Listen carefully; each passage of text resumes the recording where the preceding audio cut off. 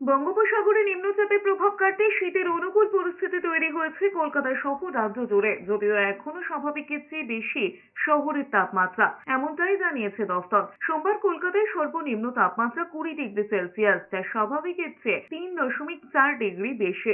হাওয়া অফিস জানিয়েছে চলতি সপ্তাহের শেষের দিকে পারদ নামতে পারে কলকাতায়, সেই সঙ্গে দক্ষিণবঙ্গের বাকি জেলাগুলিতেও ঠান্ডা পড়বে। হাওয়া অফিস জানিয়েছে ঘূর্ণিঝড়ের কারণে কলকাতায় ছিল মেঘলা আকাশ। দক্ষিণবঙ্গের বিস্তীর্ণ এলাকায় বৃষ্টি হয়েছে শনিবার। কলকাতা এবং শহরতলির কিছু অংশে রবিবার রাতেও হালকা বৃষ্টি হয়, তবে আপাতত রাজ্যের কোথাও বৃষ্টির সম্ভাবনা আর নেই। সর্বত্র থাকবে শুকনো আবহাওয়া। দক্ষিণবঙ্গের ক্ষেত্রে পশ্চিম মেদিনীপুর, পশ্চিম বর্ধমান, বীরভূম এবং উত্তরবঙ্গের ক্ষেত্রে উত্তর দিনাজপুর, দক্ষিণ দিনাজপুর এবং মালদহে কুয়াশার কারণে সমস্যা হতে পারে।